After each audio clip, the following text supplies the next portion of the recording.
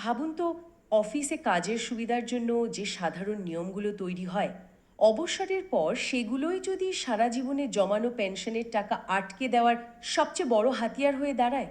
ব্যাপারটা অদ্ভুত শোনালেও ঠিক এমনটাই কিন্তু ঘটছে বহু মানুষের সাথে। হ্যাঁ, মানে শুনতে অবাক লাগলেও আজকের এই তথ্যভিত্তিক বিশ্লেষণে আমরা ঠিক এই বিষয়টা নিয়ে কথা বলবো। একদম। আজকের এই আলোচনায় আমরা এমন একটা আইনি লড়াইয়ের কথা জানব, যেখানে একদিকে রয়েছে সাধারণ মানুষের উচ্চ বেতনের ওপর পেনশনের অধিকার, মানে যাকে আমরা পেনশন অন হায়ার ওয়েজেস বলি, আর অন্যদিকে অন্যদিকে রয়েছে বড় প্রাতিষ্ঠানিক রুল বুকের জটিলতা। ঠিক আমাদের হাতে আজকে দুটো খুব ইন্টারেস্টিং সোর্স আছে। প্রথমটা হলো 17ই আগস্ট 2026 তারিখে কলকাতা হাইকোর্টে দেওয়া একটা অত্যন্ত গুরুত্বপূর্ণ রায়ের সারসংক্ষেপ। আর দ্বিতীয় সোর্সটা হলো এমপ্লয়িজ প্রভিডেন্ট ফান্ড অর্গানাইজেশন, মানে ইপিএফওর একটা আইনি যুক্তির কড়া সমালোচনা। মানে কিভাবে তারা আইনি ফাঁকফোকর ব্যবহার করছে তার একটা পরিষ্কার বিশ্লেষণ। আমাদের আজকের লক্ষ্য কিন্তু সেটাই, এই ভারী ভারী আইনি পরিভাষাগুলোর খোলস ছাড়িয়ে আসল মেকানিজমটা বোঝা। বিশেষ করে ওই বিখ্যাত সুনীল কুমার বি জাজমেন্টকে কেন্দ্র করে যে আইনি দড়ি টানাটানি চলছে তার গভীরে যাওয়া। এই বিষয়টা নিয়ে আলোচনা করাটা সত্যিই খুব প্রাসঙ্গিক। কারণ সোর্স ডকুমেন্ট আমাদের দেখাচ্ছে যে কিভাবে বড় সিস্টেমগুলো সাধারণ প্রশাসনিক নিয়মকে ব্যবহার করে বিশাল আর্থিক দায়বদ্ধতা এড়ানোর চেষ্টা করে। তো এই দীর্ঘ আইনি বিতর্কের গভীরে যাওয়ার আগে একদম সাম্প্রতিক ঘটনাটা দিয়ে শুরু করা যাক। আমাদের সোর্স ডকুমেন্টে দেখা যাচ্ছে 17ই আগস্ট 2026 তারিখে কলকাতা হাইকোর্টের ডিভিশন বেঞ্চ একটা রায় দিয়েছে। হ্যাঁ, আর এই রায়টা মূলত ছিল 1 সেপ্টেম্বর 2014 তারিখের আগের পেনশনারদের নিয়ে। আচ্ছা, তো এখানে আদালত আসলে কি জানালো? মজার ব্যাপার হলো, ডিভিশন বেঞ্চ সিঙ্গেল বেঞ্চের দেওয়া আগের রায় কিন্তু কোনো হস্তক্ষেপ করেনি। উল্টে তারা সুপ্রিম কোর্টের বিখ্যাত সুনীল কুমার বি রায়ের প্যারা 44(5) এর একটা নতুন ব্যাখ্যা দিয়েছে। সোর্স এও বলছে যে জার্নালে যখন এই রায়টি রিপোর্ট করা হয়, তখন এই প্যারাটিকেই প্যারা 50 রোমান 7 হিসাবে উল্লেখ করা হয়েছিল। কিন্তু দাঁড়ান, এই নির্দিষ্ট প্যারাগ্রাফটার ভেতরে এমন কি রহস্য আছে যে হাইকোর্টকে আলাদাভাবে এর ব্যাখ্যা দিতে হলো? এই প্যারাগ্রাফটার গুরুত্ব বুঝতে হলে আমাদের দেখতে হবে এটা আসলে কি নিয়ে কথা বলছে। সুপ্রিম কোর্ট যখন সুনীল কুমার বি রায়টি দেয়, তখন তারা ভারতের সংবিধানের আর্টিকেল 142 বা আর্টিকেল 142 প্রয়োগ করেছিল। ও আচ্ছা, আর্টিকেল 142 মানে তো সুপ্রিম কোর্টের সেই বিশেষ ক্ষমতা, তাই না? যার মাধ্যমে আদালত সম্পূর্ণ ন্যায় বিচার বা কমপ্লিট জাস্টিস নিশ্চিত করার জন্য যে কোনো নির্দেশ দিতে পারে। একদম ঠিক ধরেছেন। এই প্যারা 44(5) বা জার্নালের হিসাবে প্যারা 50 রোমান 7 এর মাধ্যমে আদালত মূলত সেই সব কর্মীদের একটা অতিরিক্ত সময় বা উইন্ডো দিয়েছিল যারা একটা নির্দিষ্ট সময়সীমার মধ্যে ওই পেনশন অন হায়ার ওয়েজেসের জন্য আবেদন করতে পারেননি। তার মানে এই প্যারাগ্রাফটা আসলে একটা লাইফ লাইনের মতো ছিল সেই সব মানুষদের জন্য যারা পুরনো কনফিউশন বা আইনি অস্পষ্টতার কারণে নিজেদের সিদ্ধান্ত জানাতে পারেনি। হ্যাঁ, লাইফ লাইনই বলতে পারেন। কিন্তু হাইকোর্টকে আলাদা করে এর ব্যাখ্যা দিতে হলো কেন? আদালতের এই নতুন রায়ে তো দেখছি রীতিমতো একটা কড়া ডেডলাইন বেঁধে দেওয়া হয়েছে। এটা অনেকটা এমন যেন কোনো খেলায় দীর্ঘ সময় ধরে কনফিউশন চলার পর রেফারি শেষমেশ বাঁশি বাজালেন, আর শুধু সিদ্ধান্তই জানালেন না, বরং ট্রফি তুলে দেওয়ার জন্য একটা ডেডলাইনও দিয়ে দিলেন। দারুণ উপমা দিয়েছেন। আদালতের এই কড়া ডেডলাইনের মধ্যেই আসলে হাইকোর্টের মানসিকতাটা লুকিয়ে আছে। কলকাতা হাইকোর্ট স্পষ্ট নির্দেশ দিয়েছে যে আগামী 10 দিনের মধ্যে ডিএল বা ডিমান্ড লেটার ইস্যু করতে হবে। 10 দিন মানে খুবই কম সময়।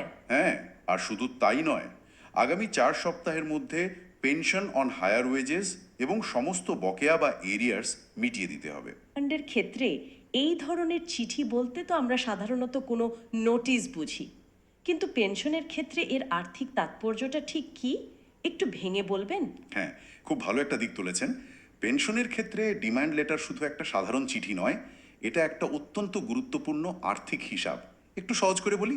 হ্যাঁ, বলুন। সাধারণত পেনশনের জন্য বেতনের একটা নির্দিষ্ট সীমার ওপর কন্ট্রিবিউশন জমা পড়ে, ধরুন 15,000 টাকার ওপর। কিন্তু উচ্চ বেতনে পেনশন নেওয়ার অর্থ হলো কোনো কর্মীর আসল বা বেসিক বেতনের উপর ভিত্তি করে পেনশনের টাকা জমা হওয়া। আচ্ছা। এখন যারা আগে এই সুবিধা নেননি, তাদের প্রভিডেন্ট ফান্ডে বা পিএফ এর ঘরে সেই অতিরিক্ত টাকাটা তো জমা হয়েই আছে। হ্যাঁ, স্বাভাবিক। ডিমান্ড লেটার হলো সেই চিঠির মাধ্যমে করা হিসাব, যেখানে ইপিএফও পেনশনারকে জানায় যে উচ্চ পেনশন চালু করতে হলে ওই পিএফ এর ঘর থেকে ঠিক কত টাকা তুলে পেনশনের ঘরে পাঠাতে হবে। ও, বুঝতে পেরেছি। বিষয়টা অনেকটা এক পকেট থেকে টাকা বের করে অন্য পকেটে রাখার মতো। একদম তাই। মানে পিএফ এর কর্পাস থেকে একটা থোক টাকা পেনশনের কর্পাসে ট্রান্সফার করা, যাতে সারা জীবনের জন্য মাসিক পেনশনের পরিমাণটা অনেক বেড়ে যায়। ঠিক। আর এই হিসাবটা করে 10 দিনের মধ্যে ডিমান্ড লেটার দেওয়া এবং 4 সপ্তাহের মধ্যে বকেয়া মেটানোর যে নির্দেশ হাইকোর্ট দিয়েছে, তা থেকে একটা জিনিস খুব পরিষ্কার। কি বলুন তো? প্রশাসনিক স্তরে নিশ্চয়ই এমন কোনো বড়সড় বাধা তৈরি হচ্ছিল, যার ফলে আদালত এই দীর্ঘসূত্রিতাতে রীতিমতো বিরক্ত হয়ে এই কড়া নির্দেশ দিয়েছে। হ্যাঁ, সোর্স ডকুমেন্টে কিন্তু এই বাধার উৎস হিসেবে ইপিএফও এর একটা যুক্তির কথা বারবার বলা হয়েছে। হ্যাঁ, সোর্স ডকুমেন্টের দ্বিতীয় অংশে ইপিএফও এর ঠিক এই বাধা দেওয়ার প্রক্রিয়াটার উপরই আলোকপাত করা হয়েছে। সেখানে ইপিএফও এর এই যুক্তিটিকে অত্যন্ত স্পষ্টভাবে অবৈধ তত্ত্ব বা ইললিগাল থিওরি বলে উল্লেখ করা হয়েছে। Illegal theory? মানে ইপিএফও আসলে কি বলছিল? ইপিএফও মূলত এক্সামটেড এস্টাবলিশমেন্টের ট্রাস্ট রুলসের দোহাই দিয়ে এই পেনশনারদের উচ্চ বেতনে পেনশন দিতে অস্বীকার করছিল। একটু দাঁড়ান, এই এক্সামটেড এস্টাবলিশমেন্ট আর তাদের ট্রাস্ট রুলসের মেকানিজমটা একটু বুঝতে হবে। আমার যতদূর মনে পড়ছে, এগুলো হলো সেই সব বড় কোম্পানি যারা নিজেদের কর্মীদের প্রভিডেন্ট ফান্ড সরাসরি সরকারের ইপিএফও তহবিলে দেয় না। হ্যাঁ, একদম ঠিক। তারা নিজেদের তৈরি করা একটা স্বাধীন ট্রাস্টের মাধ্যমে এটা পরিচালনা করে, তাই তো? হ্যাঁ, এই কোম্পানিগুলো ইপিএফও এর কাছ থেকে একটা ছাড় বা এক্সামশন পায়, যার ফলে তারা নিজেদের ফান্ডের দেখভাল নিজেরাই করতে পারে। তবে শর্ত থাকে যে তাদের ফান্ডের নিয়ম বা ট্রাস্ট রুলস কোনোভাবেই সরকারি ইপিএফ নিয়মের থেকে কর্মীদের জন্য কম সুবিধাজনক হতে পারবে না। আচ্ছা, শর্তটা তো পরিষ্কার। তাহলে ইপিএফও এখানে কি যুক্তি খাড়া করলো? ইপিএফও আদালতে গিয়ে সুপ্রিম কোর্টের সেই প্যারা 44(4) এর ডিরেকশনের কথা টেনে আনে, যেটা মূলত আর্টিকেল 142 এর অধীনেই দেওয়া হয়েছিল। মানে তারা সুপ্রিম কোর্টের রায়কে নিজেদের সুবিধা মতো ব্যবহার করছিল। যুক্তিটা ঠিক কি ছিল তাদের? ইপিএফওর যুক্তি ছিল, সুপ্রিম কোর্ট এই সুবিধাটি শুধুমাত্র তাদের জন্যই দিয়েছে যারা আগে একটা অনিশ্চয়তার মধ্যে ছিলেন বা সিদ্ধান্তহীনতায় ভুগছিলেন। কিন্তু ইপিএফও দাবি করে যে এক্সেমটেড এস্টাবলিশমেন্ট বা ছাড়প্রাপ্ত প্রতিষ্ঠানগুলোতে কাজ করা কর্মীদের এমন কোনো অনিশ্চয়তা ছিলই না। কেন? এমন দাবি করার ভিত্তি কি?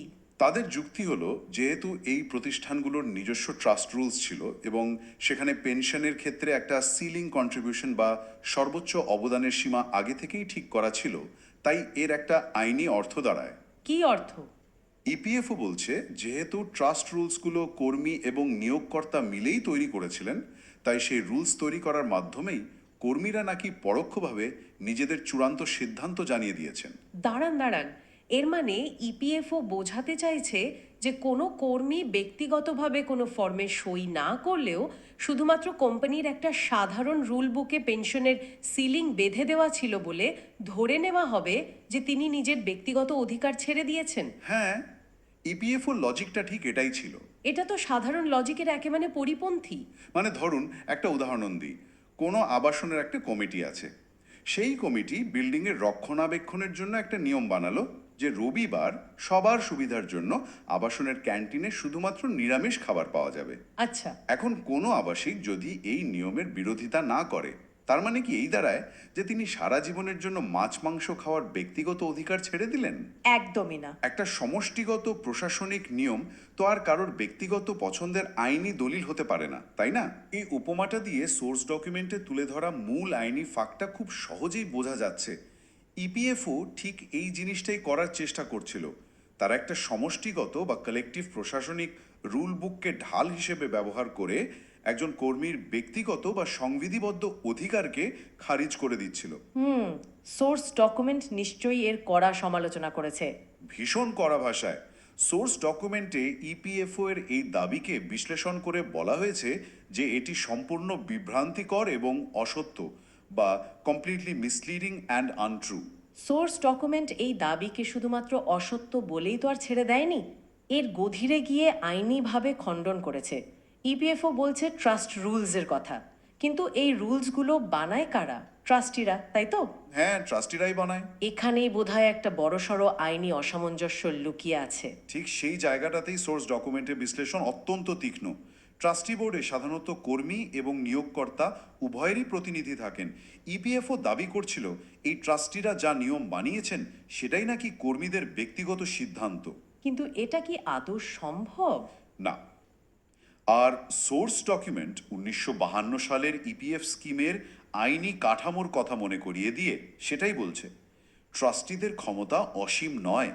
এই স্কিম দ্বারা ট্রাস্টিদের ভূমিকা, দায়িত্ব এবং সিদ্ধান্ত নেওয়ার ক্ষমতা অত্যন্ত সুনির্দিষ্টভাবে সংজ্ঞায়িত করা আছে। একটু ভাবলে বিষয়টা বেশ পরিষ্কার হয়। ট্রাস্টিদের কাজ হলো ফান্ডটা সুষ্ঠুভাবে পরিচালনা করা, মানে তারা হলেন মূলত অ্যাডমিনিস্ট্রেটর। একদম তাই। কিন্তু একজন নির্দিষ্ট কর্মী তার সারা জীবনের সঞ্চয় থেকে উচ্চ বেতনে পিএফ নেবেন নাকি উচ্চ বেতনে পেনশন নেবেন, এটা তো একটা অত্যন্ত ব্যক্তিগত এবং স্ট্যাচুটরি বা আইনি অধিকার। একজন প্রশাসকের তো আর কারোর ব্যক্তিগত অধিকারের হয়ে সিদ্ধান্ত নেওয়ার আইনি ক্ষমতা থাকতে পারে না। সোর্স ডকুমেন্টের মূল যুক্তিও ঠিক এটাই। আইন অনুসারে কোনো নির্দিষ্ট পেনশনার বা কর্মীর হয়ে এই দুটির মধ্যে কোনো একটি বেছে নেওয়ার ক্ষমতা বা আইনি অধিকার ট্রাস্টিদের দেওয়াই হয়নি। মানে ট্রাস্টিরা ফান্ডের প্রশাসনিক দিকগুলো দেখেন। হ্যাঁ, তারা নিয়ম বানান যাতে ফান্ডটা ঠিকমতো চলে, কিন্তু একজন কর্মীর স্ট্যাটিউটারি রাইট বা সংবিধিবদ্ধ অধিকার কখনোই ট্রাস্টের ওই কালেকটিভ পলিসি দিয়ে ওভাররাইড বা বাতিল করা যায় না। তার মানে ইপিএফও যে যুক্তি দিচ্ছিল যে ট্রাস্টিরা নিয়ম বানিয়েছে মানেই কর্মীরা সিদ্ধান্ত নিয়েছে, তার গোড়াতেই গলদ।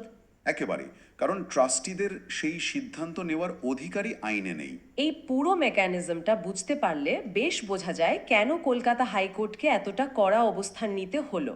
সোর্স ডকুমেন্টের বিশ্লেষণে পরিষ্কার দেখা যাচ্ছে ইপিএফও মূলত একটা টেকনিক্যাল কারণ বা প্রশাসনিক রুল বুককে ব্যবহার করে সুপ্রিম কোর্টের মতো দেশের সর্বোচ্চ আদালতের দেওয়ার রায়কে বাইপাস করার চেষ্টা করছিল। হ্যাঁ, সেটাই তাদের আসল উদ্দেশ্য ছিল। কিন্তু এখানে একটা প্রশ্ন স্বাভাবিকভাবেই মাথায় আসে, ইপিএফওর মতো এত বড় একটা সংস্থা কেন এত মরিয়া হয়ে এই বিষয়টাকে আটকাতে চাইবে? এর পেছনে কি বড় কোনো আর্থিক কারণ থাকতে পারে? এই প্রতিরোধের মূল কারণটি আসলে গাণিতিক এবং আর্থিক। একটু ভেবে দেখুন, যখন হাজার হাজার কর্মী উচ্চ বেতনে পেনশন বেছে নেন, তখন ইপিএফওর মূল পেনশন ফান্ডের ওপর একটা বিশাল দীর্ঘমেয়াদী আর্থিক দায়বদ্ধতা বা লায়াবিলিটি তৈরি হয়। হ্যাঁ, সেটা তো হবেই। পিএফ হলো এককালীন থোক টাকার ফান্ড, কিন্তু পেনশন হলো এমন একটা জিনিস যা আজীবন দিতে হয়। উচ্চ বেতনে পেনশনের অর্থ হলো ইপিএফওকে প্রতি মাসে উল্লেখযোগ্যভাবে বেশি টাকা ওই কর্মীদের দিতে হবে। ও আচ্ছা, মানে টাকার অঙ্কটা বিশাল। একদম। সোর্স থেকে পাওয়া বিশ্লেষণ ইঙ্গিত দিচ্ছে যে এই বিপুল আর্থিক চাপ কমাতেই ইপিএফও ওই ট্রাস্ট রুলসের মতো টেকনিক্যাল ফাঁকফোকর খুঁজে সাধারণ কর্মীদের আটকে দেওয়ার চেষ্টা করছিল। এই আর্থিক চাপের দিকটা মাথায় রাখলে পুরো ছবিটা আরো স্পষ্ট হয়। একদিকে supreme court Sunil Kumar B রায়ের মাধ্যমে সাধারণ মানুষকে একটা সুযোগ দিয়েছিল, আর অন্যদিকে ইপিএফও সেই ফান্ডের অভিভাবক হয়েও ফান্ডের স্বাস্থ্য রক্ষার দোহাই দিয়ে হোক বা অন্য কোনো কারণে সেই সুযোগটা সাধারণ মানুষের কাছ থেকে দূরে রাখার চেষ্টা করছিল। ঠিক তাই। আর কলকাতা হাইকোর্টের রায়টা ঠিক এই জায়গাতেই একটা ব্যালেন্স নিয়ে এসেছে। হ্যাঁ, হাইকোর্ট যখন দেখল যে প্রশাসনিক স্তরে এভাবে টেকনিক্যাল কারণ দেখিয়ে সুপ্রিম কোর্টের নির্দেশ অমান্য করার চেষ্টা হচ্ছে, তখন তারা আর শুধু নির্দেশ দিয়েই ক্ষান্ত হয়নি। না, তারা 10 দিনের ডিমান্ড লেটার আর 4 সপ্তাহের টাকার হিসাব মেটানোর এই যে নির্দিষ্ট সময়সীমা বেঁধে দিল, এটা প্রমাণ করে যে আদালত প্রশাসনিক টালবাহানা আর কোনোভাবেই মেনে নিতে রাজি নয়। আজকের এই আলোচনা থেকে আমরা একটা অত্যন্ত গুরুত্বপূর্ণ জিনিস দেখলাম। আইনি ভাষা, ট্রাস্ট রুলস বা প্যারাগ্রাফের নাম্বারের নিচে কিভাবে অত্যন্ত সাধারণ অধিকারের লড়াই লুকিয়ে থাকে। কলকাতা হাইকোর্টের এই রায় শুধু যে একটা আইনি জয় তা কিন্তু নয়, বরং এটি প্রমাণ করে যে 1952 সালের ইপিএফ স্কিমের অধীনে একজন কর্মীর যে অধিকার, তা কোনো প্রশাসনিক ইলিগেল থিওরি বা অবৈধ তত্ত্ব দিয়ে চিরকাল আটকে রাখা যায় না। একদম। সোর্স ডকুমেন্ট ইপিএফওর যুক্তিকে যেভাবে খণ্ডন করেছে তা থেকে স্পষ্ট বোঝা যায় ট্রাস্টিদের ক্ষমতা প্রশাসনিক স্তরেই সীমাবদ্ধ। তারা কারোর ব্যক্তিগত পছন্দের বিকল্প হতে পারে না।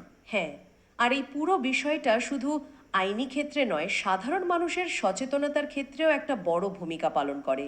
সিস্টেম কিভাবে কাজ করে ফান্ডের মেকানিজম কি এবং কালেকটিভ রুলস বনাম ব্যক্তিগত অধিকারের পার্থক্য কি, এই বিষয়গুলো স্পষ্ট হওয়া অত্যন্ত জরুরি। ঠিক বলেছেন, সচেতনতাটাই এখানে সবচেয়ে বড় হাতিয়ার। সাধারণ কর্মীদের জন্য এই পুরো আইনি লড়াইটার প্রাসঙ্গিকতা অনেক গভীরে। যারা শুনছেন তাদের মনে এই প্রশ্নটা আসা খুব স্বাভাবিক যে একটা বড় প্রশাসনিক সংস্থা যদি সুপ্রিম কোর্টের রায়কে নিজেদের সুবিধা মতো ব্যাখ্যা করে, স্রেফ ট্রাস্ট রুলসের মতো একটা অত্যন্ত টেকনিক্যাল কারণ দেখিয়ে দিনের পর দিন মানুষের প্রাপ্য সুবিধা আটকে দেওয়ার চেষ্টা করতে পারে। হ্যাঁ, ভেবে দেখার মতো বিষয়। হ্যাঁ, তবে আমাদের চারপাশের কর্পোরেট কাঠামোতে এমন আরও কত কি ঘটতে পারে একটু ভেবে দেখুন তো। বিভিন্ন কোম্পানিতে কাজ করার সময় যে কালেকটিভ পলিসি বা রুল বুকের নিচে আমরা সই করি, নিজেদের অজান্তেই সেই শর্তগুলোর আড়ালে আমাদের ব্যক্তিগত আর্থিক অধিকারগুলো চাপা পড়ে যাচ্ছে না তো? এই ভাবনাটার সাথেই আমরা আজকের এই পর্ব শেষ করব। ভালো থাকবেন।